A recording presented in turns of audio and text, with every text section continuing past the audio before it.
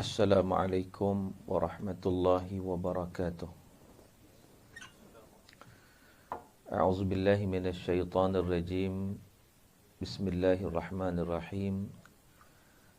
Alhamdulillahilladzi hadana li hadza wa ma kunna linahtadiya laula an hadanallah. Ashhadu an la ilaha illallah wahdahu la syarikalah.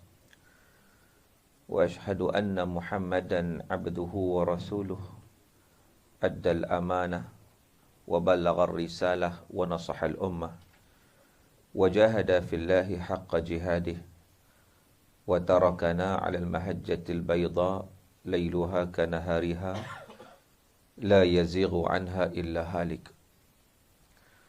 Wa nusalli wa nusallim 'alan nabiyil amin wa 'ala alihi wa sahbihi ajma'in. Subhanaka la ilma lana illa ma 'allamtana innaka antal alimul hakim.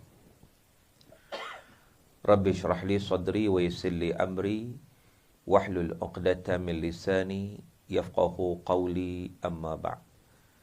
Fa ya ibadallah usikum wa iyaya bittaqwallah faqad fazal muttaqun. Terima kasih kepada tuan pengurusi majlis dan juga yang berbahagia timbalan pengarah kanan, betul ke sebut? Bagian Hal Ehwal Islam UiTM, dan juga para barisan kepimpinan pentadbiran UiTM dan juga Pusat Islam UiTM, dan seterusnya tuan-tuan dan puan-puan muslimin dan muslimat yang dirahmati Allah Subhanahu wa taala sekalian. Alhamdulillah, pertama sekali kita mengucapkan syukur kita kepada Allah Azza wa Jalla kerana pada pagi yang berbahagia ini kita dapat sama-sama duduk dalam satu majlis ilmu di gedung ilmu di UiTM ini untuk kita meneruskan usaha untuk kita menjadikan ilmu itu sebagai satu tradisi yang diperkembangkan sebagai memenuhi ayat yang pertama diturunkan oleh Allah Subhanahu wa taala ketika mana Nabi berada di Gua Hira, iaitu Iqra bismi rabbikal ladzi khalaq khalaqal insana min 'alaq Iqra wa rabbukal akram alladzi 'allama bil qalam 'allamal insan ma lam ya'lam. Jadi atas falsafah Iqra itu sempena dengan peristiwa Al-Isra' wal Mi'raj yang berlaku sebelum hijrah Nabi SAW dari Mekah ke Madinah, yang diittifaqkan oleh ulama, yang disepakati oleh ulama, ianya berlaku sebelum hijrah Nabi. Adapun tarikh berlakunya ia tidak disepakati oleh para ulama. Cuma yang masyhurnya ialah 27 Rejab yang kita sambut, maka kita pun sambut pada tarikh tersebut dan juga tarikh-tarikh yang lain.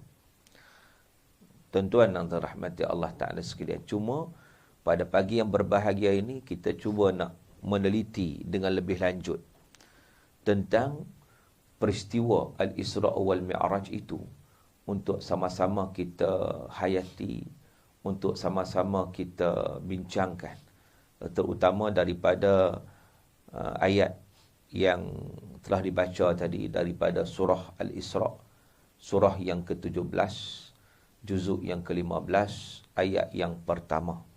Sehingga kan Allah menamakan surah itu pun sebagai surah Al-Isra'. Cerita Al-Isra' ni tuan-tuan ada dalam surah Isra'. Manakala cerita tentang Mi'raj ada dalam surah An-Najm. Jadi itulah dinama Al-Isra' wal Mi'raj. Ada dua kat situ. Isra' satu, Mi'raj satu. Apa itu Isra'? Apa itu Mi'raj? Al-Isra' rihlatun ardiyah. Wal Mi'raj rihlatun samawiyah. Ada beza sikit kat situ. Al-Isra' rihlatun ardiyah. Isra' ni perjalanan di atas darat, di atas muka bumi ni. Min Masjidil Haram ila Masjidil Aqsa. Dari Masjid Haram ke Masjid Aqsa. Manakala al-Mi'raj as-su'udu ila sama, rihlatun samawiyah, iaitu perjalanan langit. As-su'ud naik ke atas langit sampai ke Sidratul Muntaha. Jadi itu dia panggil Mi'raj. Jadi Isra' di bumi, Mi'raj di langit. Jadi pada hari ini perbincangan kita nak meliputi langit dan bumi. Besar ni perbincangan ni. Kan? Maka dengan sebab itu insya-Allah dengan masa yang ada ni, jom kita bersama-sama kita bincang untuk sama-sama kita meneliti. Kalau yang rasa sejuk-sejuk tu tidaklah, tak apa, tak ada masalah. Kan? Dia biasalah dia kuliah ni begitu, dia sentimental sikit. Dia punya suasana dia tu. Kan? Jadi kalau hiburan, konsert apa semua, dia bising, dia akan tepuk tangan, dia akan melompat-lompat. Jadi dia tak tidaklah. Tapi kuliah ni biasa orang khusyuk, relax, tawaduk, kan? Lepas tu lama-lama sengap terus ya.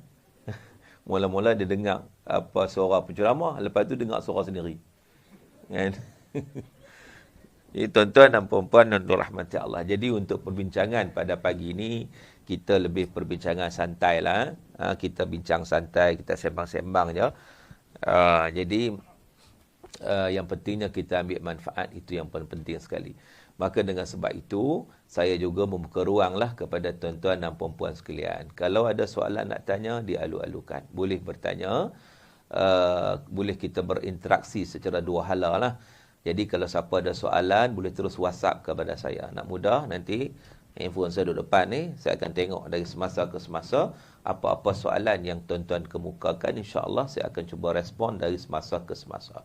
Jadi sesiapa yang ada soalan, boleh terus WhatsApp kepada saya di talian 019 324 1364. Saya ulang sekali lagi, sesiapa yang mempunyai sebarang persoalan yang nak bertanya, apa-apa soalan, kita open je, kita buka je. Tambah-tambah kita pula dekat dengan Ramadan ni, tak lama lagi, sebulan lagi, insya-Allah kita akan sambut Ramadan Al-Mubarak. Jadi maknanya, boleh bertanya apa-apa soalan yang nak tanya. Anda boleh hantar soalan anda kepada saya melalui talian 019 324 1364. Jadi diumumkan bahawa talian dibuka sekarang. Dapat nombor ya? Dapat? Kalau tak dapat, saya ulang sekali lagi. 019 324 1364. Boleh dapat dapat. Kalau cakap Arab baru dapat. Baik, tuan-tuan dan rahmati Allah Ta'ala sekalian. Yang pertama sekali, saya nak sebut hikmah daripada peristiwa Al-Isra' wal-Mi'raj. Iaitu, ayat Quran dah dibaca oleh Ustaz tadi. Cuma kita nak langsung kepada hikmah dia. Yang pertama, Isra' dan Mi'raj ni adalah perkara gaib. Tak ada siapa pun nampak. Tak ada siapa pun lihat. Ada tak riwayat dalam sirah Nabi kata sekumpulan sahabat nampak Nabi diperjalankan? Ada tak? Tak ada. Memang tak ada. Dan ini merupakan perkara gaib. Perkara gaib inilah sebenarnya nak menguji seseorang itu sama ada dia beriman ataupun tidak. Sebab inilah yang menjadi ujian besar kepada manusia.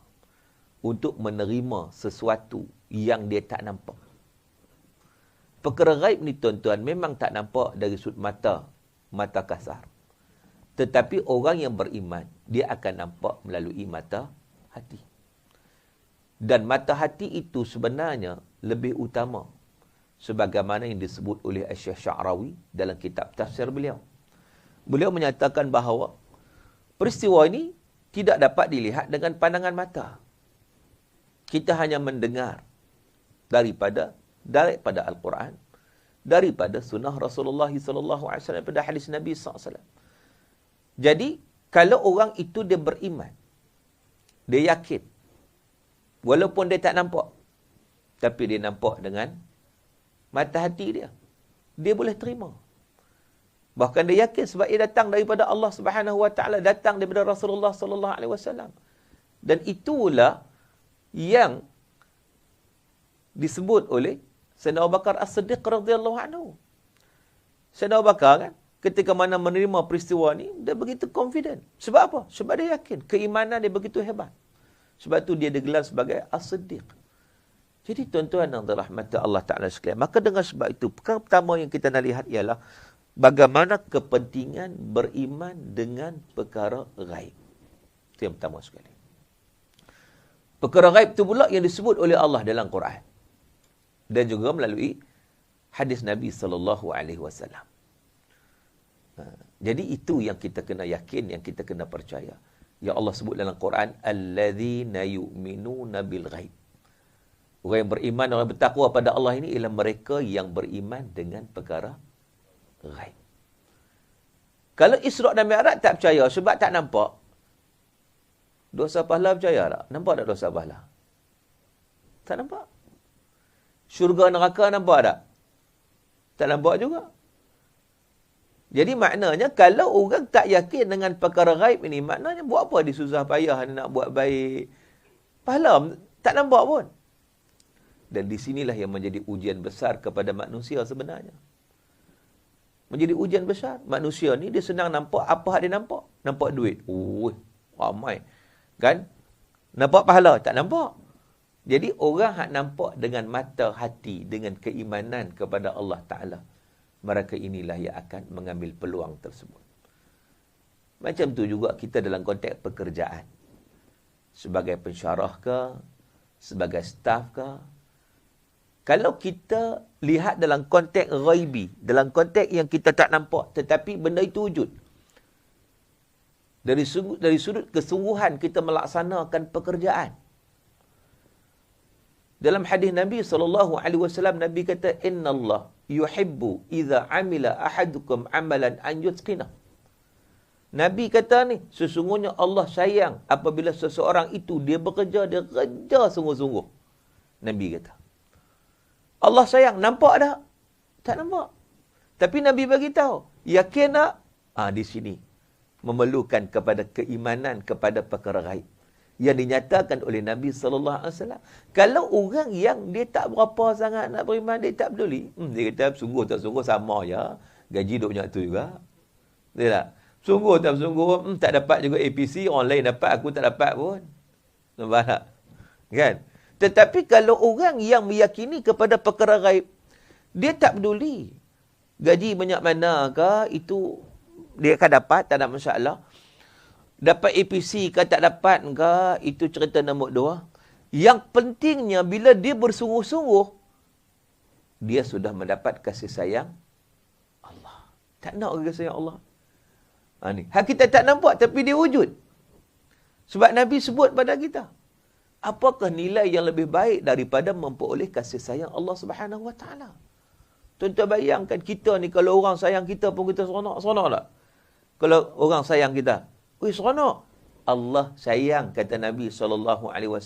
Allah sayang kepada seseorang bila mana dia bekerja, dia buat sungguh-sungguh. Tuan-tuan dan perempuan sekalian. Jadi kita di UiTM ni, bila kita kerja sungguh-sungguh, kita yakin Allah sayang kita. Kita tak berkira. Tak berkira, kalau orang tua kata tak berkira riang. Tahu tak maksud dia? Tak tahu muka kamu tengoklah. Saya nak terjemah, tak tahu macam mana. Kan? Jadi maknanya dia akan bersungguh-sungguh. Ni, faktor yang tak nampak tapi dia wujud. Apatah lagi yang Allah sebut dalam Quran, apatah lagi yang Nabi sebut.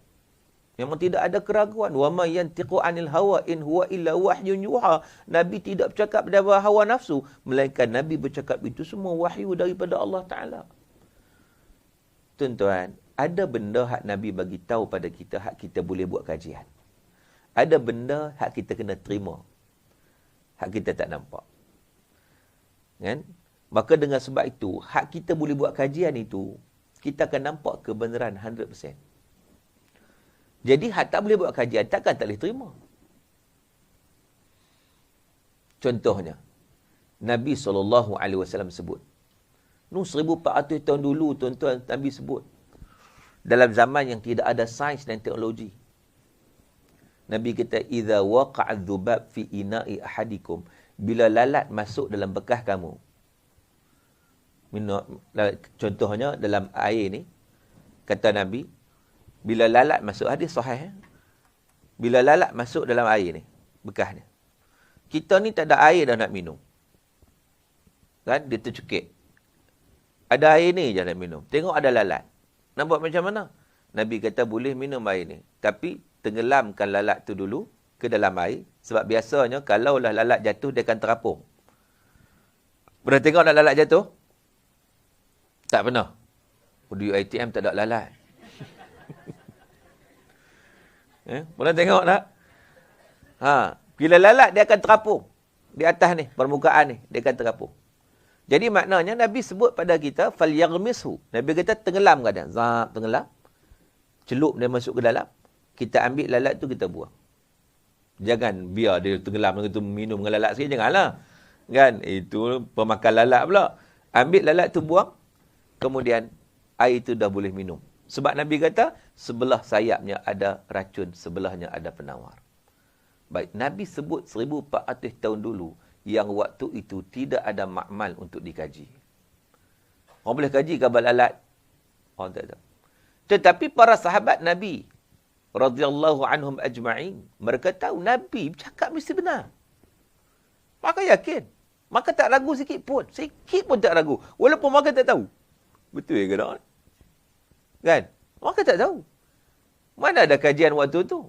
Siapa boleh bagi tahu? Dan Nabi bukan ahli sains. Nabi bukan saintis. Tapi Nabi tidak bercakap daripada hawa nafsu. Melainkan wahyu Allah Ta'ala. Sebab itu setelah 1400 tahun berlalu, sekarang ini orang dah buat kajian tentang perkara tersebut. Hatta kita sendirilah tuan-tuan, betul-betul kita nak tanya diri kita. Kalau lalat masuk ni, tuan-tuan tak ada air, nak minum air ni, tuan-tuan rasa nak tenggelam tak lalat tu masuk air? Dah lah kotor nak tenggelam pula. Buang macam tu je. Perasaan kita, betul tak? Perasaan kita. Dah lah, lalat memang kotor. Semua orang tahu kotor. Dah jatuh sini, dah kita nak minum air, nak pergi tenggelam dia pula, lagi kotor lah. Itu kita punya perasaan kita. Tetapi hari ini kajian dibuat. Dah dibukti pun melalui sains. Tu kata ada benda hak sains boleh buktikan. Iaitu, pada lalat itu, sememangnya dia ada bakteria jahat dan dia ada bakteria baik. Bakteria jahat tu sebab apa? Sebab dia hinggap di merata tempat. Lalat ni kita tahu lah kat mana dia hinggap. Kan? Tempat-tempat kotor dia hinggap kan. Maka bakteria jahat tu berkumpul di sebelah sayapnya. Tetapi Allah Ta'ala menciptakan di kuliddain dawa. Setiap penyakit ada ubat dia. Di sebelah sayapnya lagi, Allah bagi satu bakteria baik, nama dia B. succulent. Mengikut nama saintifik, B. succulent. Allah bagi. Sebelah sayap ni bakteria baik. Jadi bila lalat tu jatuh saja ke dalam air, bila jatuh dalam air, jadi bakteria jahat itu akan mengotorkan air ini. Air ini penuh bakteria. Dan bakteria baik dia tak akan dapat berfungsi melainkan kena ada medium. Lalu dia mesti ditenggelamkan untuk sayap sebelah lagi kena air. Sebab bila ada medium air, dia boleh menetralkan segala bakteria jahat. Akhirnya bila lalat tu ditenggelamkan, bakteria B. succulent tadi memakan semua bakteria-bakteria jahat yang ada. Akhirnya bila buang lalat itu, dimasuk makmal, air ini bersih, neutral, boleh diminum. Tuan-tuan. Maknanya apa? Nabi bercakap semuanya benar. Nabi bercakap merupakan wahyu. Jadi benda yang kita boleh kaji, kita nampak kebenaran ya. Yang mustahil, maknanya zaman itu orang mengetahuinya, mustahil orang tak tahu.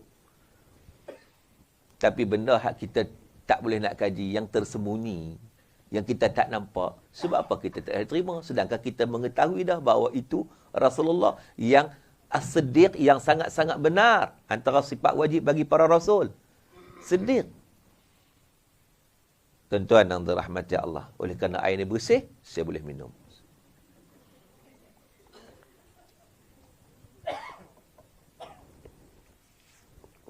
Baik. Tuan-tuan yang dirahmati Allah. Jadi saya nak sebut bahawa ada benda boleh kaji.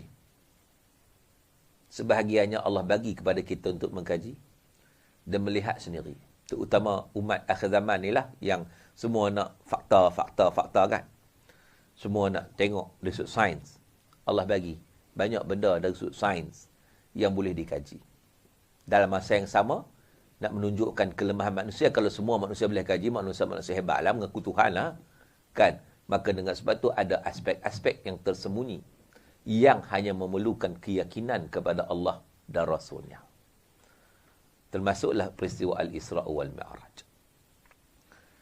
Macam ada orang buat kajian tentang benda ni masyhur tuan-tuan. Ditulis dalam buku-buku dan sebagainya. Buku saya pun ada saya tulis. Saya masukkan juga maklumat tersebut. Buku saya tentang mukjizat. Iaitu kulit manusia yang terbakar. Kulit manusia. Kulit manusia yang terbakar ni, yang kena api, sudah tentu dia akan merasai kesakitan. Betul? Sakit tak? Mesti sakitnya. Kena api. Terbakar. Tetapi kulit yang sama itu dibakar untuk kali kedua. Ini menjadi persoalan. Apakah kulit tersebut semakin sakit ataupun sakit yang sama? Talian hayat ke tu? Nak tanya. Saya nak bagi ABC ni. ABC. Kulit yang pertama bila kita dibakar, katakan tangan kita kena api, bakar. Bakar. Sakit. Kemudian kita bakar lagi. Kali yang seterusnya. Baik. Apakah dapat dirasa? A, bertambah sakit. Bakar kali kedua. B, sakit yang sama. Dekat Shah Alam, kagak Bucung.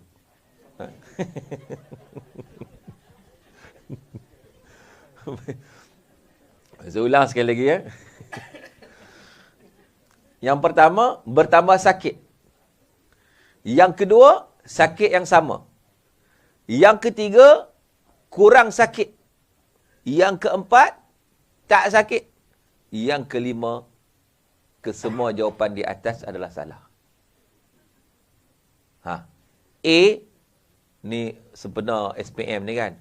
Hari ni perasaan tasawur. Lagi petang lagi, tengah hari perasaan tasawur. Tasawur Islam. Tasawur Islam ni dia ada ABC pun ada.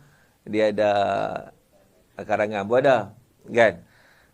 Jadi, kita ambil soalan tasawur ni. A, bertambah sakit. B, sakit yang sama. C, kurang sakit. D, tidak sakit. Dan E, kesemua jawapan di atas adalah salah.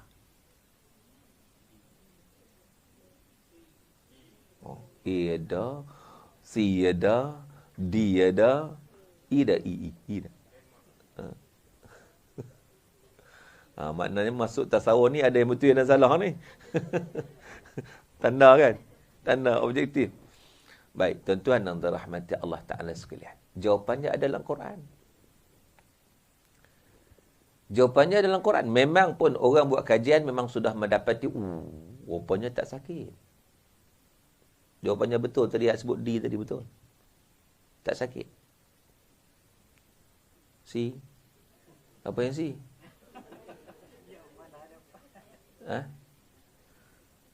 D tak sakit. C kurang sakit. Kurang ni tak kurang memang tak sakit. Kau tak macam balik try ya? Sebab itu dah kajian dibuat. Kita beritahu benda yang dikaji. Kan? Pergi balik try tengok. Tapi kali pertama sakit lah. Seluruhnya tak sakit dah. Tapi sebenarnya Al-Quran dah bagi tahu 1400 tahun dulu dalam surah An-Nisa ayat 56. Innal ladzina kafaru bi ayatina sawfa nuslihim nara. Kullama nadijat juluduhum baddalnahum juludan ghairaha liyadhuqul azab. Sadaqallahul azim. Kita boleh refer surah An-Nisa ayat 56. Allah sebut sesungguhnya innal ladzina kafaru bi ayatina, sesungguhnya mereka yang kufur dengan ayat-ayat kami, kata Allah, saufa nuslihim nara, kami akan bakar mereka dengan api neraka. Orang yang engkar pada Quran, tuan-tuan, Allah yang engkar pada Allah akan dibakar api neraka, masuk neraka.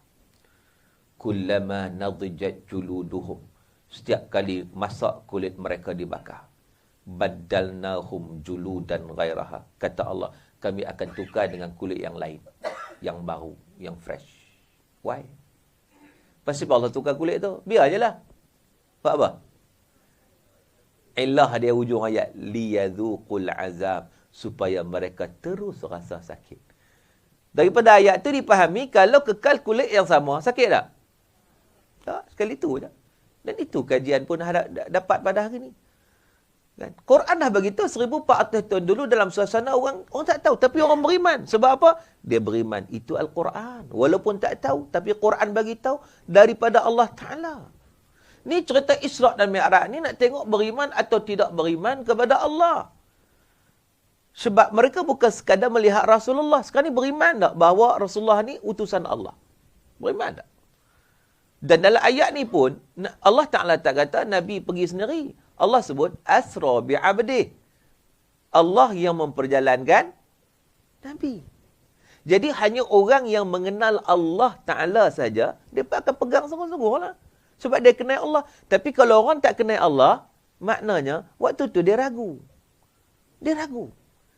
Macam kita pada hari ni. Kadang-kadang kita tak kenal Tuhan. Sebab tu bila kita stres apa semua, kita tak kembali pada Allah. Ada orang yang terlalu murung sangat-sangat. Sampai dia lupa siapa diri dia. Sebab apa? Sebab dia tak kenal. Yang bagi segala kesusahan, ke musibah, ke kesenangan, ke apa ujian juga siapa? Allah. Kembali pada Allah. Sebab tu Allah ajar dalam Isra' Mi'raj ni untuk kembali pada Allah melalui apa? Solat. Solat. Itulah tujuan utama Isra' dan Mi'raj sebenarnya. Untuk kita Mi'raj dengan Allah Subhanahu Wa Ta'ala. Bagi orang yang mengenal Allah, orang yang yakin pada Allah Ta'ala. Tapi kalau tak yakin, tak kenal Allah, maka di situ kadang-kadang kita stres-stres yang melampau. Sampai bunuh diri. Baru ni saya berkesempatan pergi ke Korea Selatan. Saya mendapat info di sana lah oleh tour guide ni. Walaupun Korea Selatan ni memang terkenal lah, maju dia kan. Dulu dengan Malaysia lebih kurang je. Ingat tak zaman dulu? Oh, sini tak ingat lah, ni umur 20-an semua, tak tahu lah. Kalau zaman dulu ni, terus kata hak lain lah, kira bola dah lah. Zaman-zaman dulu, Malaysia dengan Korea ni, sama naik berlumba. Syat Malaysia menang, syat Korea menang.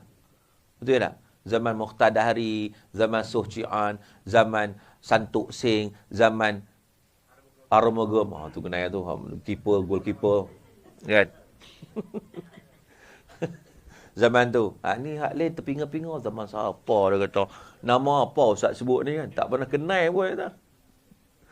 Ni umur muda lagi. Umur 18. Memang tak kenal lah. Dulu lebih kurang je. Dulu. Tapi mereka sekarang Masya Allah. Dahsyat. Bola mereka pun dah pergi peringkat dunia. Bukan takat bola aja, semua sekali ya. Kan? Itu contoh dari bola aja, tapi pergi kepada pembangunan, pergi kepada kemajuan dahsyat. Maka potong kita habis. Dulu sama lebih kurang, sekarang ni maka potong kita habis. Tapi ada satu benda dia patut dia potong kita. Apa dia? Ada yang dia potong kita. Iman. Akidah. Korea ni tak ramai Muslim 1% ya. Tak sampai pun rasanya 1%. Sikit sangat. Sebab tu kadang nak cari makanan halal pun kena struggle juga. Dah kena pasti betul-betul. Hak chop tu, hak tulis tu belum tentu halal. Kena check betul-betul. Sebab ada kes yang pergi restoran halal dia tulis halal, nak tarik orang pelancong kan.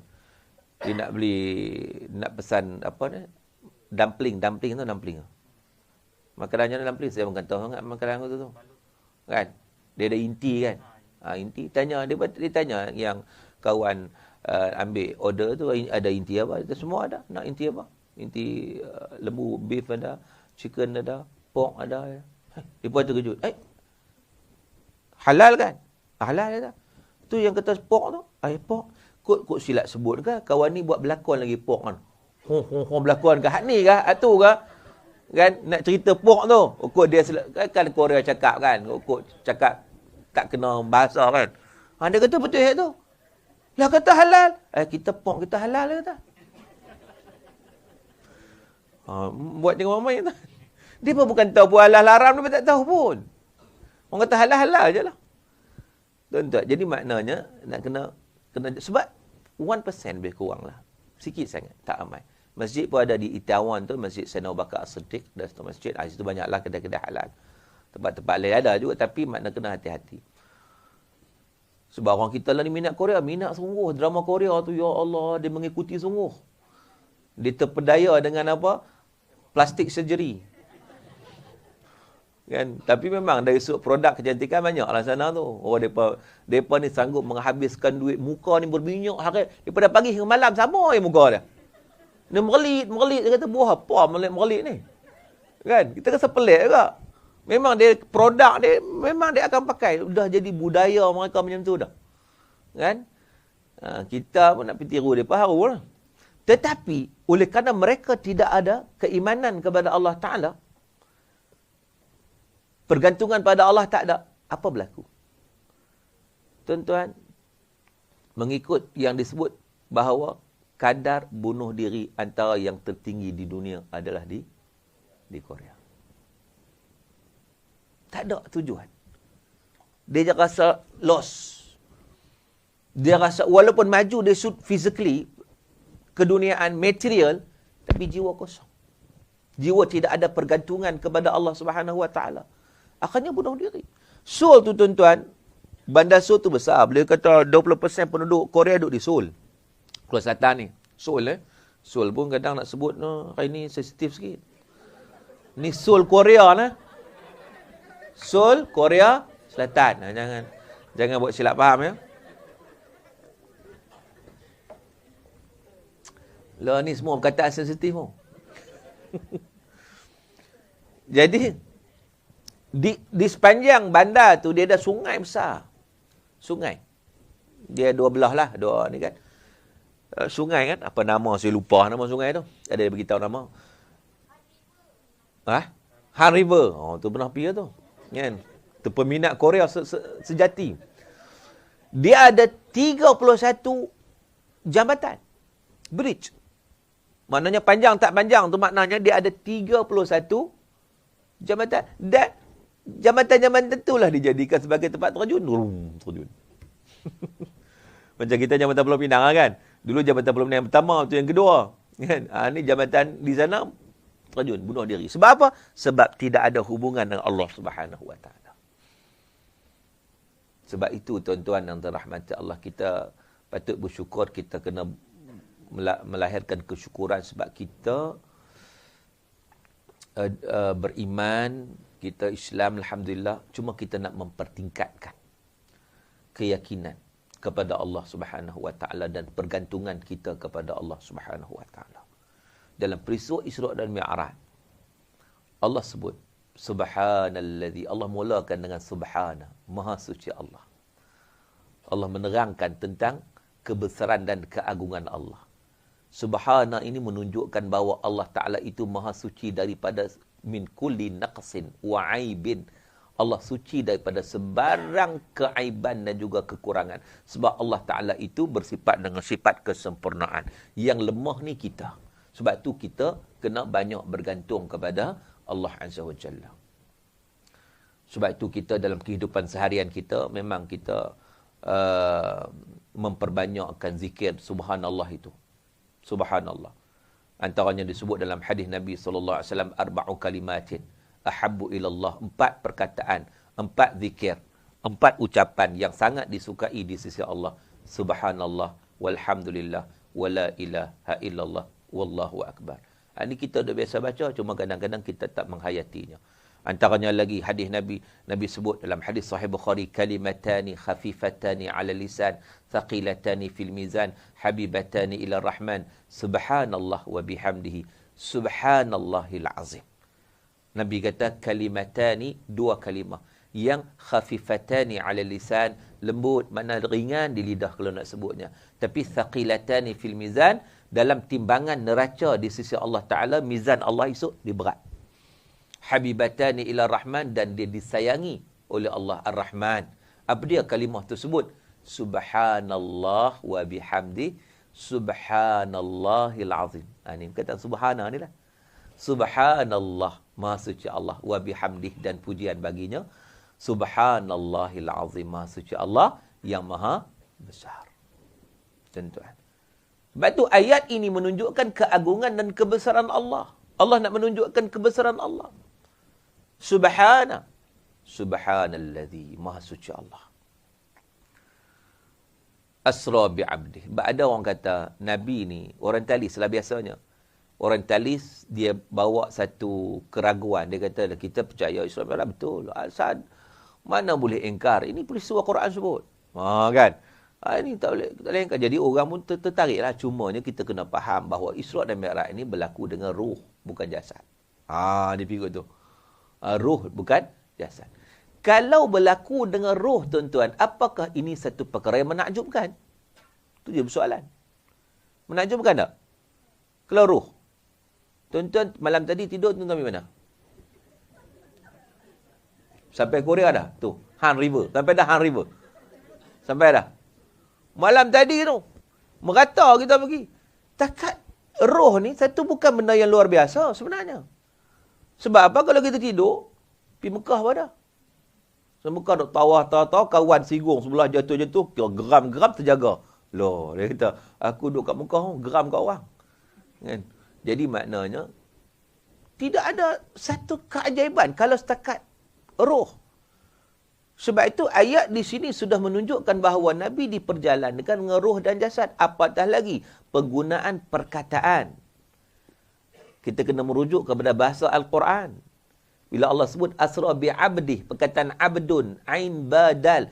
Ain badal ni, perkataan abdun ni, dia merujuk kepada hamba, iaitu manusia yang ada ruh dan jasad. Kalau dia ada ruh saja, dia tak panggil abdun. Kalau ada jasad saja, dia tak panggil abdun.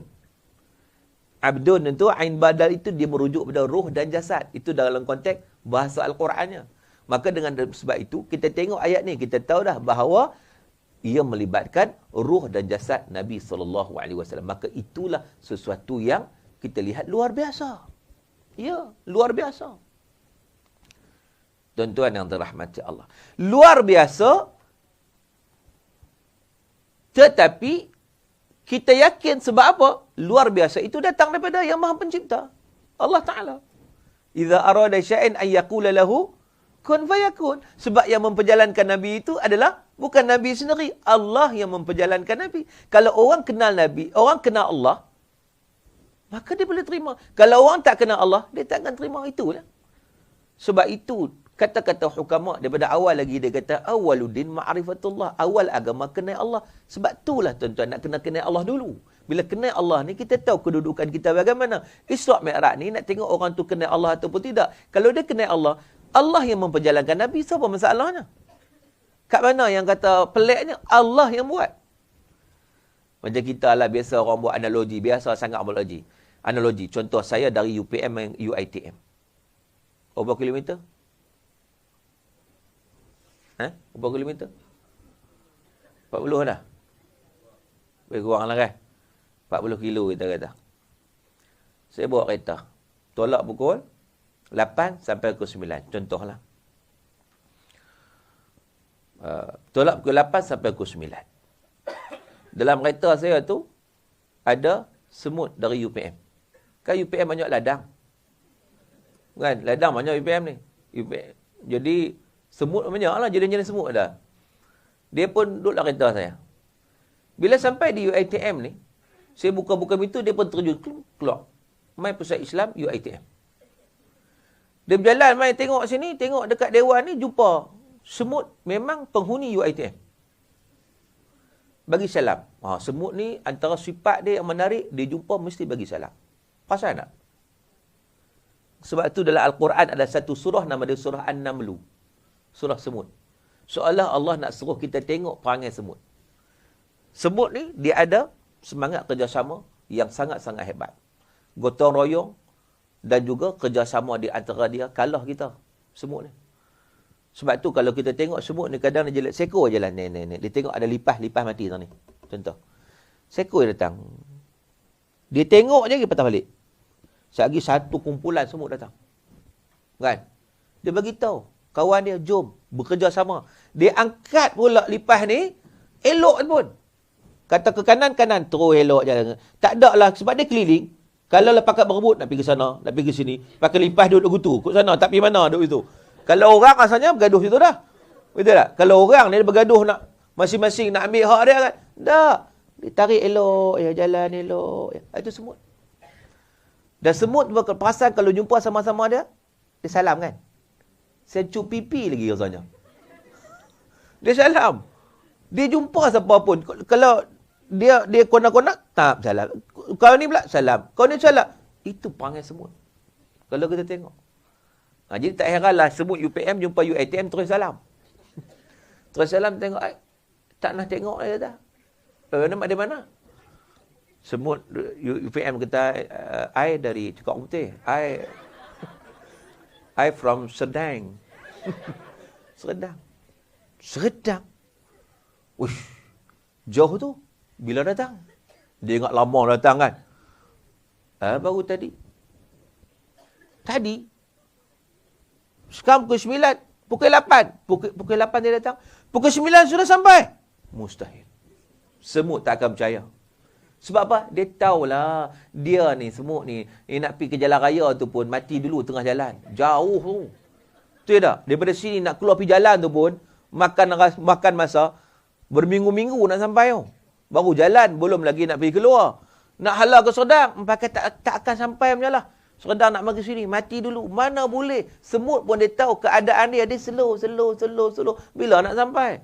Dia tak akan percaya, mustahil. Kalau dilihat dalam konteks semut sesama semut. Tetapi semut ni kata, ya betul lah.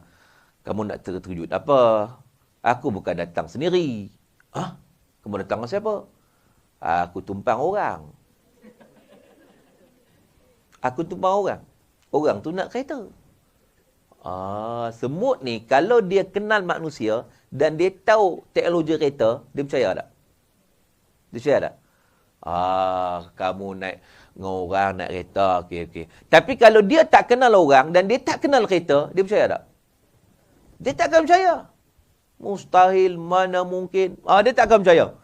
Kan? Tapi kalau dia kenal orang, dia kenal kereta, dia tahu bahawa manusia, dia ada teknologi yang boleh menyampaikan dengan cepat. Kalau dia kenal manusia dan teknologinya itu, dia akan percaya. Tapi kalau dia tak kenal manusia, dia tak akan percaya. Macam itulah manusia dengan Allah Ta'ala. Kalau dia kenal Allah, dia akan percaya. Sebab Allah yang memperjalankan Nabi. Tapi kalau dia tak kenal Allah, dia tak akan percaya.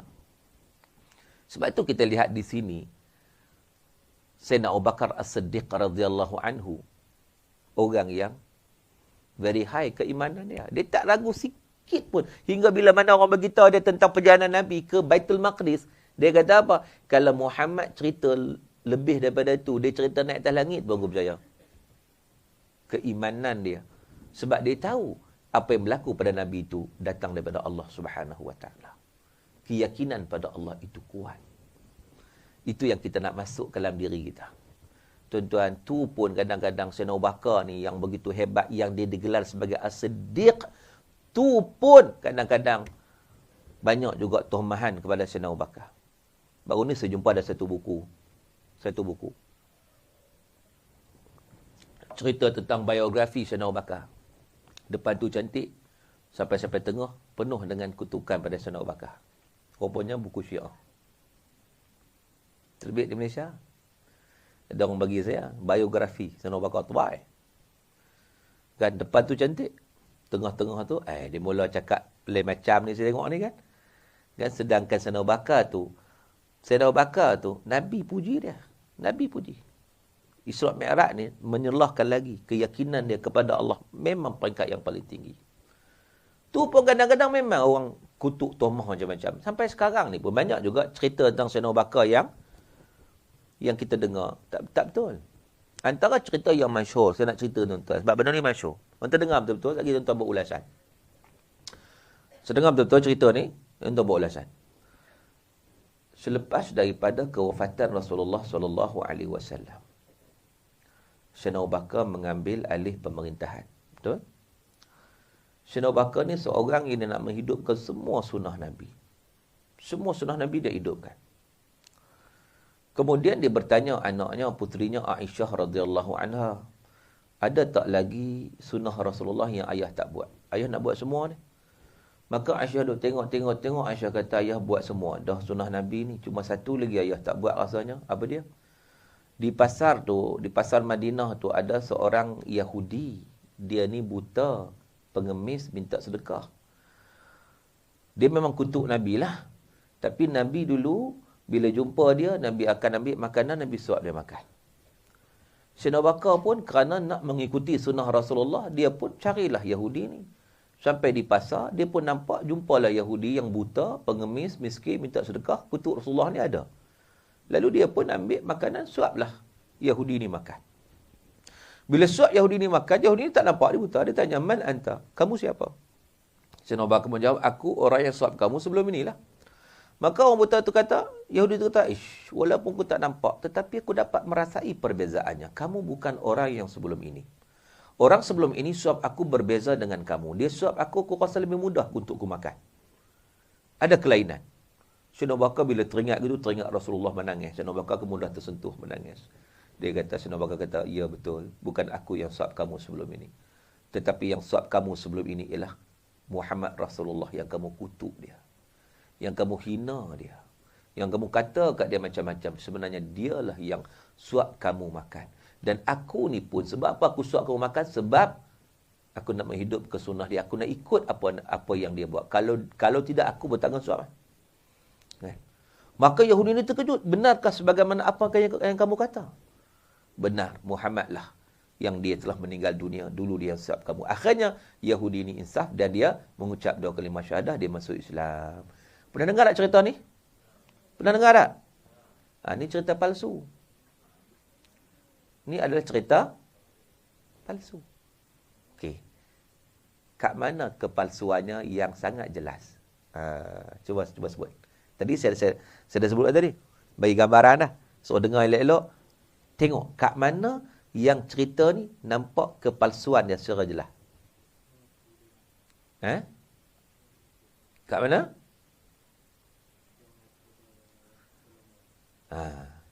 Dalam cerita ni, Sayyidina Abu Bakar menipu. Siapa kamu? Aku orang suap kamu sebelum ni lah. Menipu tak? Menipu. Kena tak dengan sifat as-siddiq, Sayyidina Abu Bakar? Tak kena. Tapi bagaimana cerita ni boleh timbul? Cerita ni nampak cantik tau. Wih, masyhur sangat. Masuk dalam YouTube lah, di mana-mana ada. Tetapi bila dianalisis balik, tidak ada asal cerita ni. Tak tahu main mana. Dan rupa-rupanya, dinampak cerita tu cantik. Dia masuk racun di tengah-tengah cerita ni. Nampak seolahnya, kalau Sayyidina Abu Bakar menipu, kita ni, kira habis. Kan? Lagi boleh, lagi tak ada masalah lah. Sedangkan Sayyidina Abu Bakar tidak menipu. Dia bersifat benar. Dia tidak akan menipu. Itu Sayyidina Abu Bakar As-Siddiq radhiyallahu an. Yang dituhmah seumpama itu. Maka dengan sebab itu, ilmu tu penting dalam menilai sesuatu. Tak boleh terima maklumat datang, terima maklumat itu, dia information tu, dia imma yahtamil as-sidq awil kadhib. Dia sama ada benar ataupun salah. So, kita nak kena analyze. Analisis kita itulah menjadikan ia sebagai satu ilmu. Sebab tu ilmu itu pengetahuan sebenar terhadap satu perkara. Itulah nama dia ilmu, knowledge. Takat maklumat belum lagi. Maklumat yang sampai kepada kita macam-macam. Kan? Jadi tuan-tuan yang dirahmati Allah Ta'ala sekalian. Maka dengan sebab itu, dengan ilmu kita mengetahui. Kita mengenal Allah Subhanahu Wa Ta'ala. Sebab nak kenal Allah pun an tariqil ilmi, melalui jalan ilmu. Maka di situ kita kenal kebesaran dan keagungan Allah Subhanahu Wa Ta'ala. Dan di situ juga kita mengetahui bagaimana keyakinan kita kepada apa yang berlaku kepada junjungan besar baginda Nabi SAW. Itu merupakan satu perkara yang benar. Baik, saya ada soalan dah. Saya nak terima dulu soalan. Assalamualaikum Waalaikumsalam warahmatullahi. Soalan dari peserta program. Soalan 1. Adakah ketika Nabi Mi'raj, Nabi menaiki Buraq? Nabi mengikut riwayat dalam hadis, Nabi menaiki burak hanya dari Masjid Haram ke Masjid Aqsa saja kalau menurut hadis Nabi SAW. Burak tak ikut serta ketika mana Mi'raj. Yang kedua, apakah cara menggantikan solat orang yang tidak solat dan telah meninggal dunia? Cara nak gantikan solat orang yang tidak solat. Dan dia pun dah meninggal dah. Solat ni tak boleh ganti, tuan-tuan. Solat ni mengikut jumhurul ulama, tidak ada ganti solat bagi orang yang meninggal dunia. Berbeza dengan puasa. Puasa boleh ganti. Apa beza solat dengan puasa? Solat dengan puasa ni beza dia kat mana? Puasa ni Allah sebut man kana minkum maridan aw ala safarin fa iddatun min ayamin ukhra. Siapa yang sakit atau bermusafir, dia boleh buka puasa dan dia ganti pada hari yang lain. Maknanya puasa ni ada hari yang kita boleh buka. Kalau kita tak larat, kita boleh buka. Orang yang sakit dia boleh buka, tiba-tiba dia meninggal.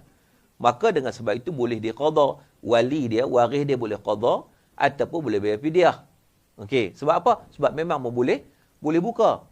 Tetapi solat boleh tinggal tak? Solat satu ibadat yang tak boleh tinggal. Dia sakit pun kena solat. Dia musafir pun kena solat. Dia sihat pun kena solat. Dia duduk di rumah pun kena. Duduk dalam keadaan macam mana pun solat wajib ditunaikan, tak boleh sengaja nak tinggal. Selagi mana dia berakal. Sebab itu orang tak solat ni orang tak berakal je tak solat. Yang dikecualikan daripada solat. Jadi maknanya solat ni tidak no excuse, mana tak boleh tinggal. Sehingga kan para ulama kata kalau kita tak mampu nak bersuci pun faqidut tahurain, nak bersuci tak boleh pun kena solat juga. Yang panggilnya solat hormat waktu. Solat tetap kena solat. Jadi tak ada istilah nak saja nak qada solat. Tak ada. Maka dengan sebab itu jumhur ulama menolak. Maknanya kita tak boleh nak qada solat. Minta doa suruh-suruh lah. Mudah-mudahan Allah ampun. Tu nak buat macam mana kan? Kawan dah meninggal dunia dah. Tapi nak ganti solatnya memang tak boleh ganti.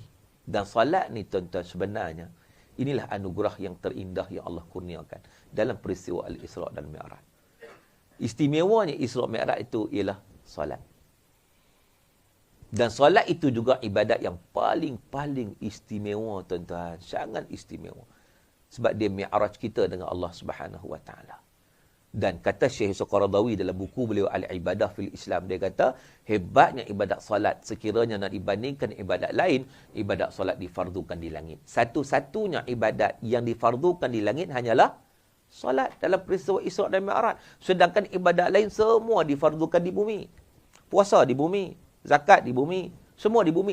Satu-satunya yang difardukan di langit, Nabi diangkat sendiri ke satu tempat yang paling akhir untuk sampai Sidratul Muntaha semata-mata nak menerima satu anugerah terindah, iaitu solat. Sebab itu as-salatu imaduddin, solat tiang agama. Siapa yang jaga betul solat ni maknanya dia mendirikan agama. Siapa yang ambil lebih kurangnya, buat tak peduli dia menguntuhkan agama. Dan Allah bagi amaran dalam Quran, fawailul lil musallin alladzina hum an salatihim sahun. Apa makna dia? Fawailul lil musallin. Wail ni makna apa? Celaka. Kalau terjemahan dalam kitab terjemahan Quran tu disebut celaka. Dan Al-Imam As-Suyuti dalam Ad-Durrul Manthur dia kata wail juga adalah wadin fi jahannam, satu lembah dalam api neraka jahannam. Sebab tu orang dulu dia terjemah sebagai neraka wil. Perasan tak? Neraka wil. Neraka wil bagi orang solat siapa? Alladzina hum an salatihim sahun. Mereka yang lalai daripada solat mereka. Apa maksud lalai daripada solat? Maksud lalai daripada solat? Kadang-kadang orang kata, oh lalai dalam solat ni maknanya lalai dalam solat. Betul ke lalai dalam solat masuk neraka? Lalai dalam solat masuk neraka? Saya nak tanya di sini, ada tak yang tak pernah lalai dalam solat? 100%. Solat dia tak pernah lalai. Ada tak? Ada tak? Semua pernah lalai ni? Semua pernah lalai? Ni masuk neraka ni? Semua pernah lalai? Tuan-tuan, sebab tu dalam tafsir Al-Quran Al-Azim oleh Ibnu Kathir diulah lalai daripada solat itu diguna perkataan an solatihim, bukan fi solatihim. Lalai daripada solat, bukan lalai dalam solat. Lalai daripada solat maksud dia meninggalkan solat. Dan melengah-lengahkan waktu solat sampai habis waktu saja tak solat. Dan ada juga pandangan ulama kata yang tak jaga solat itu tak kena rukun syarat sampai batal solat. Macam tak solat lah juga. Maka inilah golongan yang mendapat neraka wil. Oh, berat tuan-tuan. Sebab tu para ulama nak bagi tahu pada kita betapa pentingnya solat. Sangat-sangat penting yang difardukan dalam peristiwa Isra' dan Mi'raj ni. Para ulama buat analogi. Contohnya kita boleh buka dalam kitab Munyatul Musalli, kitab Jawi lama yang menjadi silibus sekarang di Masjid Surah, di pondok-pondok dan sebagainya. Disebut, dibawa qaul, pandangan ulama yang menyatakan bahawa solat ini, kalau analoginya, umpama kepala kepada anggota tubuh badan. Maknanya, sangat-sangat penting. Manusia tak boleh hidup tanpa kepala. Begitulah, manusia tak boleh hidup tanpa solat. Tuan-tuan, contohlah, kita duduk tengah kita duduk berdiskusi, duduk sembang ni, sembang santai ni. Tiba-tiba terdengar belakang, tok bunyi belakang. Kita tengok siapa ni nak buka pintu, tak buka pintu, bunyi ketuk je. Kita pergi buka pintu, tengok ada orang, kaki tak ada. Dua-dua belah. Dia nak buka tak boleh, tinggi. Jadi, kita kesian tak? Kita kesian, ya Allah kesian kaki tak ada. Kita pun dukung dia, bawa. Sebab kaki tak ada. Tak pasti dukung letak depan ni. Sebab sini kosong, banyak kosong kan. Kita pun tak situ. Lepas tu bunyi pula, ketuk. Tengok siapa pula. Alah, seorang ni tangan tak ada. So nak buka pintu tak boleh, tolak tak boleh. Sebab ni, tinggal bau saja. Kita tolong dia tak? Kita tolong dia, kita pergi pegang dia, bawa dok sebelah ni. Sebentar pula, bunyi pula, tok sepedia pula. Tengok-tengok orang, mata tak ada. Tergantuk dengan pintu kat belakang tu sebab guna tongkat. Kita tuntun dia, kita pegang tangan dia, tarik sampai ke bawah ni. Tolong, kesian. Kemudian tok pula, kita buka pula, tengok siapa dah pula. Tengok-tengok orang kepala tak ada. Agak-agak tuan-tuan nak buat apa bila tengok kepala tak ada? Nak pergi tolong, nak pergi dukung dia ke? Lari habis. Kan turun kot ni. Dia tendang pintu-pintu ni lari. Takut. Pasal apa? Pasal bukan orang. Jadi maknanya, kalau tak ada kepala tu makna bukan orang. Itulah analoginya. Orang yang tak solat tu bukan orang sebenarnya. Hantu ke jembalang? Tak tahulah. Jadi siapa yang tak solat, dia adalah jembalang. Itu. Tuan-tuan. Jadi itu analoginya. Baik. Soalan ketiga. Wajibkah kita mengqadhakan solat yang kita tidak laksanakan sebelum ini?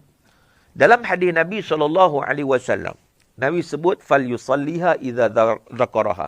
Bila mana orang itu dia meninggalkan solat dengan tidak sengaja. Contohnya, dia terlupa. Contohnya, dia tertidur. Makna dia tak sengaja lah. Tiba-tiba dia teringat, aku tak solat lagi lah. Nabi sebut dalam hadis, فَلْيُصَلِّهَا fi'al amar. Hendaklah dia menunaikan solat ketika mana dia teringat. Bila dia teringat, dia kena qadha balik. Maka dengan sebab itu ada pensyariatan qadha. Kan? Bagi yang terlupa. Sebab kita sebut tadi bahawa solat tak boleh tinggal dengan sengaja.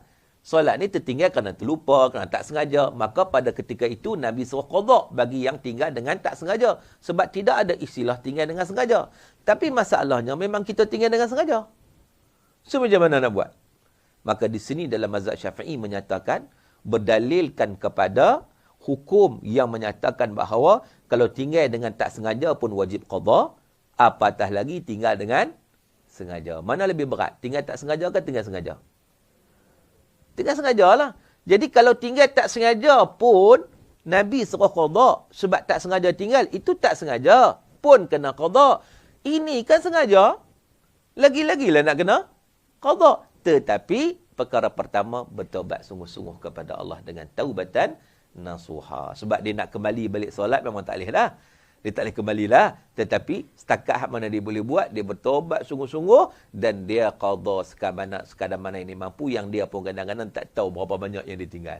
Jadi dia taubat sungguh-sungguh dan dia buat anggaran dan dia pun melaksanakan qadha tersebut. Itu cara yang boleh dilakukan. Baik. Tuan-tuan yang dirahmati Allah Subhanahu wa taala sekalian.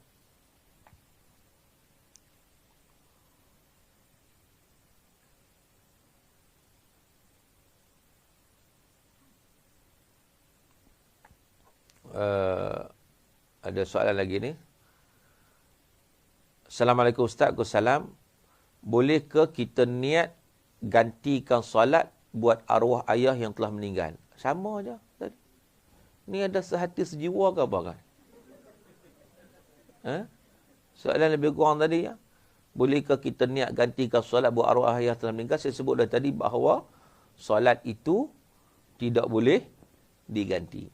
Dia sendiri tak boleh ganti, orang lain lagi tak boleh ganti. Kan?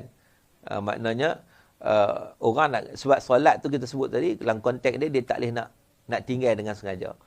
Jadi maknanya dia tidak ada istilah gantinya itu. Berbeza dengan ibadat lain yang boleh tinggal dengan sebab-sebab tertentu kan. Ibadat lain dengan sebab-sebab tertentu boleh tinggal. Maka dengan sebab itu boleh diganti. Tu pun ganti memang takkan samalah dengan yang buat dengan yang sebenarnya. Assalamualaikum warahmatullahi wabarakatuh. Berkenaan lalat yang masuk dalam air tadi, ada cara yang spesifik ke untuk tenggelamkan semua lalat itu? Atau cukup sekadar sekali saja tenggelam lalat itulah air dengan kadar sekejap? Ya, sekali je. Jangan lama-lama kan. Tenggelam supaya B-circulant tadi dia dapat berinteraksi dengan air, medium dia, dan seterusnya dia dapat makan. Jangan dia buat kacau pula. Dia buat kacau macam gula pula, kerap, relax. Itu air lalat nama dia. Kan? Nak bagi larut dengan lalat-lalat sekali. Tak perlulah sebab Nabi sebut begitu je. Nabi kata, tenggelamkan, falyatruhu. Ambil, buang, Nabi kata. Maknanya sekejap. Dan memang pun ikut kajian saintifik, dia sekejap je. Dia kena saja air, zap, dia terus absorb. B-circulant tu kena saja air, dia terus absorb cepat. Absorb cepat. Jadi itu. Jadi maknanya tak perlu buat kacau ayak lalat lah. Salam, saya ingin bertanya ketika Nabi naik ke langit ketujuh, Rasulullah bertemu Nabi Ibrahim. Yang di ayah berapa Nabi, kenapa bukan Nabi Adam? Nabi Adam kan dia jumpa dah. Nabi Adam sebagai Abul Bashar pada langit yang pertama. Itu semua ketentuan daripada Allah. Itu perkara gaib yang kita pun tak tahu hikmah yang sebenarnya. Ada benda yang kita tahu, ada yang kita tak tahu. Tapi bukan makna kita tak tahu tu tak ada hikmah. Ada, cuma kita tak tahu. Melainkan diberitahu. Kan? Jadi maknanya, dan sebab apa Nabi-Nabi tertentu saja Nabi jumpa? Tak semua Nabi. Dalam langit-langit itu kan. Itu juga, mungkin juga di sini datanglah pandangan-pandangan ulama sebagai ijtihad sahaja. Ijtihad mungkin kerana para Nabi itu antaranya banyak Nabi Rasul Ulul Azmi. Contohnya Nabi Ibrahim, Rasul Ulul Azmi tak? Azmi kan? Nabi Musa, Azmi juga kan? Nabi Isa, Rasul Azmi juga kan? Jadi seolah-olahnya sebab Rasul Azmi ni Nabi SAW nak berjumpa para Nabi sebab Nabi nak berhadapan dengan dakwah yang sangat sukar. Jadi perlu kepada input-input atau semangat macam kita lah. Kalau orang pernah mengalami pengalaman yang dahsyatnya, kita jumpa dia kan? Jumpa dia mau bagi tahu apa kan? Kita pun semangat. Seolah begitu. Wallahu a'lam. Mungkin ya, mungkin tidak. Tapi sekadar yang kita boleh dapat fikirkan. 7 lapisan setiap lapisan Nabi jumpa berapa Nabi. Kemana pergi Nabi-Nabi yang lain? Nabi duk ada tapi tak jumpa je lah. Kan? Kita main dewan ni. Mana orang lain? Mana orang lain? Kawan-kawan kita tak ada. Awak mereka tak ada kah? Ada. Cuma tak main tang ni je. Mereka bukan tak ada. Mereka ada. Tapi tanya pergi mana? Ada. Cuma mereka tak main lewat ni je. Mereka duduk tempat lain tu je. Bukan mana tak ada. Pergi mana tu ada lah. Kan? Dia duduk fikir pergi mana ni. Nak pergi cari. Dia nak meneraka naik ke atas langit-langit atas tu. Kan mereka duduk kat mana? Kita lihat kepada apa yang dinyatakanlah hadis Nabi itu saja. Yang tak dinyatakan benda gaib kita tak tahu. Betul tak? Benda gaib ni hak dinyatakan kita tahu, hak tak dinyatakan kita tak tahu. Tapi ada tetap ada lah. Nabi mana? Memanglah ada. Assalamualaikum Ustaz. Waalaikumsalam. Berkaitan qada solat tadi, ikut waktu atau bila-bila masa yang free boleh qada. Maksud saya qada zuhur pada waktu zuhur saja, waktu lain tak boleh. Baik, qada solat ni dia tak terikat dengan waktu. 24 hours per day. Jadi maknanya kalau kita nak qada subuh, qadalah waktu mana sekalipun. Tak mesti subuh mesti qada waktu subuh. Tak, dia tak ikut waktu. Zuhur mesti qada waktu zuhur. Tidak, dia tak ikut waktu. Kalau kita nak qada waktu isyak pun tak apa. Kita nak qada waktu pagi pun tak apa. Waktu-waktu mana yang kita ada kelapangan untuk qada, maka kita qada. Sebab qada tadi dia tidak terikat dengan waktu. Tak mesti qada zuhur waktu zuhur, tidak. Mungkin juga kita tunaikan qada zuhur waktu asar. Mungkin juga kita tunaikan qada subuh waktu malam. Jadi mengikut lapangan ataupun kesempatan yang kita ada, segera kita qada pada waktu yang ada pada kita. Assalamualaikum Ustaz. Wassalam. Saya ada dengar cerita tentang tempat pertama Nabi Adam turun ke bumi adalah di Sri Lanka yang terdapat kesan tapak kaki di bukit. Setakat mana kesahihan kisah tersebut ni Ustaz? Benda ni tak dapat dipastikan kesahihannya secara total. Ada, memang ada ceritanya. Tapi selagi mana tidak disebut dalam nas, itu tinggal sejarah-sejarah ni kadang-kadang ada yang okey kan. Sebab sanad sejarah dia tak kuat sangat macam sanad hadis. Sanad hadis kuat, dia ikut. Dia punya perawi satu-satu. Tapi sejarah ni, baik tu kadang-kadang banyak sejarah yang ada yang menyimpang, ada yang betul. Itu bergantunglah. Kita pun tak tahu yang sebenarnya. Kan? Itu tambah sejarah lama tu, sampai Nabi Adam AS tu, kalau tak ada nas, kita tak tahulah.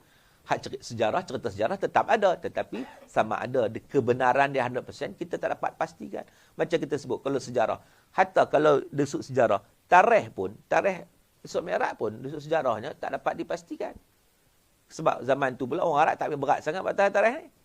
Lagi sebab tu berlaku khilaf. Ada kata berlaku 27 Rejab, ada kata berlaku 17 Rejab, ada kata berlaku 17 Rabiul Awal, ada kata berlaku bulan Zulqa'dah, ada kata berlaku bulan Ramadan, ada kata berlaku bulan Syawal dan sebagainya. Jadi bermacam aqwal, macam qaul. Baik. Assalamualaikum Ustaz. Wassalam. Nak tanya, adakah Allah terima solat sunat atau puasa sunat yang telah dibuat walhal masih ada solat atau puasa yang belum habis diqada? Kalau kita ada puasa lagi yang kita tak selesai, kita qada dulu sebab mengikut pandangan para ulama, contohnya Syekh Zakaria Al-Ansari. Kalau kita qada pada hari yang disunatkan, contoh bulan Syakban ni sunat puasa, kita qada pada bulan Syakban, kita dapat dua-dua. Qada pun kita dapat, sunat pun kita dapat. Jadi maknanya kita settle qada dan qada puasa pula bukan banyak pun. Kita boleh buat anggaran. Start bila kita tak puasa. Kita ni betul-betul start balik umur berapa? Kita tengok balik. Kalau umur 40 baru balik, baru start puasa. Kita tengok start 15 sampai 40 tu dah ada berapa tahun? 25 tahun. 25 tahun kali 3. Kali 30 hari. Kali tengoklah berapa. Qada dulu. Settle kan qada. Kalau kita tahu senang, anggaran jelas, kita qada. Qada pada hari yang sunat tak apa, kita akan dapat dua-dua. Dapat sunat kita dapat, jangan risau. Qada sampai habis. Kan? Solat biasanya orang tak ingat. Solat biasanya orang tak ingat sebab dia banyak. Kalau puasa biasa ingat sebab dia setahun sekali je. Setahun sekali. Dia boleh buat anggaran tu lebih tepat. Kalau solat ni dia tak ingat. Aku kadang dulu memang solat, kadang tak. Orang solat kadang tak. Tak tahu banyak mana. Jadi maknanya pertama dia bertobat kepada Allah. Yang kedua, dia qadalah takat mana mampu. Tapi dalam masa yang sama, sunat pun dia terus buat. Tak ada masalah. Selarikan. Sebab apa? Sebab dia pun tak tahu banyak mana. Kan? Itu cara yang dia boleh lakukan. Yang penting dia bertobat sungguh-sungguh dengan taubatan nasuha. Mudah-mudahan dengan taubatnya itu Allah terima. Dan Allah tahu keikhlasan dia untuk memperbaiki diri dia. Satu ketika dia lalai, tapi sekarang dia sudah tidak lalai. Dan sekarang ni dia sudah kita kata dalam keadaan benar-benar beriman pada Allah. Dia tak tinggal solat lagi. Itu contohnya lah. Assalamualaikum Ustaz. Wassalam. Solat sepatutnya 50 waktu, kemudian dikurangkan 5 waktu. Adakah sebelum berlakunya Isra' Mi'raj Nabi solat 50 waktu? Tidak. Pertama kali difardukan malam Isra' Mi'raj itu. Sebelum itu tidak difardukan lagi. Cuma Nabi solat ikut umat-umat dulu je lah. Waktu pagi, waktu petang, begitu saja. Tidak ada satu ketetapan khusus. Maka, bila mana malam Isra' dan Mi'raj itulah yang difardukan, bermula difardukan 50, tetapi seterusnya dikurangkan menjadi 5, tetapi 5 pahalanya tetap 50. Makna satu kali kali 10. Sebab itu apa-apa amalan baik yang kita buat, kalau niat saja dapat 1 pahala. Bila kita buat saja digandakan 10. Apa-apa amalan baik. Basically-nya akan ganda 10. Itu diberi kurniaan oleh Allah Subhanahu Wa Taala kepada kita. Jadi beruntunglah kita. Kan? Allah bagi 5 saja, tapi 5 itu mi'raj kita dengan Allah Taala yang pahalanya sangat besar. Bukan sekadar pahala itu yang akan kita peroleh kebaikannya di hari akhirat, tetapi kebaikannya di dunia. Dunia lagi, orang yang solat ni dia akan dapat ketenangan. Orang solat ni dia akan dapat feel. Maknanya dia ada tempat mengadu. Ada tempat nak bermunajat. Ada tempat yang nak sujud, sebab manusia ni, seorang hamba, kita ni hamba. Sedekat-dekat hamba kepada Tuhannya ialah ketika mana dia sujud. Sujud tu solat lah. Kita tak sujud saja. Sujud tu solat lah maksud dia kan. Jadi makna sedekat-dekat kedudukan hamba kepada Allah ialah ketika mana dia sujud. Yakni ketika kita menunaikan solat. Itulah waktu yang kita paling dekat dengan Allah. Sebab tu ulama-ulama dulu sebagai contoh, dia kalau nak menulis kitab pun, dia solat dulu 2 rakaat. Dah masalah buntu apa, dia ambil wuduk, solat 2 rakaat. Membuka ruang, ketenangan jiwa dia, dan dia rasa dekat dengan Allah Subhanahu Wa Taala. Jadi maknanya itu kekuatan solat. The power of solat ni banyak kalau nak dibincangkan. Tapi itulah perkara yang kita kena jaga betul-betul dalam kehidupan kita. Apa keadaan sekalipun, jangan tinggal solat. Ambil berat sungguh-sungguh yang kata solat ini yang difardukan oleh Allah Subhanahu Wa Taala kepada kita. Baik, tuan-tuan yang dirahmati Allah Taala sekalian, saya umumkan talian ditutup. Sebab masa tak mengizinkan kepada kita, dah pukul 10.55 ni. Jadi kita ada lagi 5 minit lebih kurang. Tolak yang pengurusi nak cakap lagi, kan tinggal 2 minit. Jadi kita nak landing lah, nak landing. Sebab kalau kita nak bicara tentang Isra' dan Mi'raj, memang perjalanan kita belum bicarakan soal perjalanan Nabi SAW lagi. Belum lagi. Kita hanya melihat beberapa isu saja. Dan antara isu yang kita sebut tadi tentang solat, isu yang kita sebut tadi tentang akidah, tentang perkara ghaib, dan isu juga yang tak boleh kita lupakan, min Masjidil Haram ila Masjidil Aqsa, dari masjid ke masjid. Apa keutamaan masjid ni tuan-tuan? Nak menunjukkan kepada kita, Allah sebut masjid. Allah tak sebut min Makkatal Mukarramah ila Baitul Maqdis. Allah sebut min masjid ila masjid. Nak menunjukkan keutamaan orang Islam ni, keutamaan tempat yang paling mulia di sisi Allah Ta'ala di atas muka bumi ni, masjid. Masjid. Sebab tu kalau kita betul-betul menghayati Isra' dan Mi'raj, kita akan tergolong dalam kalangan yang akan mengimarahkan masjid. Tuan-tuan. Jadi maknanya kita imarahkan masjid UiTM ni. Dia dalam dunia ni masjid UiTM dia ranking nombor apa? Nombor apa? Dalam dunia ni masjid UiTM ni ranking nombor apa? Nombor 1. Biar betul. Nombor 1 Masjid Haram lah. 1,000 pahala Masjid Haram tu. Itu nombor 1. Kan? So UiTM, masjid UiTM nombor apa? Betul-betul nombor 4. Nombor 1 Masjid Haram, nombor 2 Masjid Nabawi, nombor 3 Masjid Aqsa, nombor 4 semua masjid atas dunia ni termasuk masjid UiTM. Yang nombor 4 lah semua sekali. Kan? Sebab apa? Sebab tu kata para ulama, kalau seorang itu dia bernazar untuk beriktikaf di Masjid Nabawi, dia hanya boleh iktikaf 2 masjid je, Masjid Nabawi atau Masjid Haram. Pasal Masjid Haram lebih lagi Masjid Nabawi, so boleh cover. Masjid lain tak boleh cover. Tak boleh cover. Kan? Tapi kalau dia berniat iktikaf di Masjid Negara contoh, dia tak dapat pergi, dia boleh pergi Masjid Shah Alam. Boleh tak? Boleh. Sebab nilai dia sama. Nilai dia sama. Diganti kat situ. Maka dengan sebab itu, masjid ni samalah. Tempat yang paling mulia di sisi Allah Subhanahu Wa Taala. Maka dengan sebab itu, baik laki-laki, baik perempuan, memang eloklah untuk mengimarah ke masjid. Zaman Nabi ada wanita di masjid. Orang tanya, wanita ada masjid? Ada. Ada seorang wanita berkulit hitam. Nabi duduk perasan dalam masjid. Dia duduk bersihkan sampah. Nabi perasan, Nabi tengok. Satu hari Nabi tengok dia tak ada. Nabi tanya sahabat kata baru dikebumikan. Nabi terkejut. Nabi tanya sebab apa tak bagi tahu? Adalah sahabat pun takkan nak bagi tahu kan. Dia ni nobody kan, bukan somebody Nabi pula. Iyalah, ketua negara sibuk apa semua. Nabi SAW bila tahu, Nabi kata di mana kuburnya, Nabi pergi kat kubur dia, Nabi solat jenazah di atas kubur dia.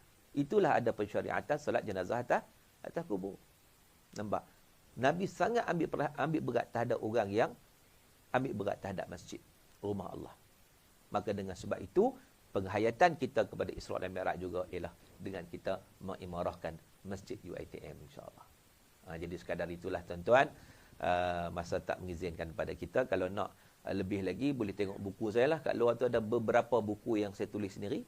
Ada juga berkaitan dengan Ramadan, itu Z Ramadan. Ada juga berkaitan dengan kekeluargaan Islam. Ada juga berkaitan dengan apabila iblis berbisik dan sebagainya. Boleh dapatkan untuk sebagai tambahan ilmu untuk merealisasikan falsafah Iqra' tadi. Jadi sekadar itulah sedikit perbincangan pada pagi ini. Moga-moga insya-Allah sikit sebanyak yang kita bincang diberkati dan dirahmati oleh Allah Subhanahu Wa Taala. Dan saya ucapkan terima kasih kepada semua yang hadir pada pagi ini, yang mengikuti, yang jaga dan lena. Terima kasih kepada semua. Dan terima kasih juga menjemput saya. Dan segala yang baik itu semuanya datang daripada Allah Azza wa Jalla. Salah silap itu kelemahan diri saya sendiri, saya minta maaf daripada tuan-tuan dan puan-puan sekalian, dan saya minta ampun daripada Allah Azza wa Jalla. Sekian aqulu qauli hadza wa astaghfirullahal azim li wa lakum. Wabillahi taufiq wal hidayah. Wassalamualaikum warahmatullahi wabarakatuh.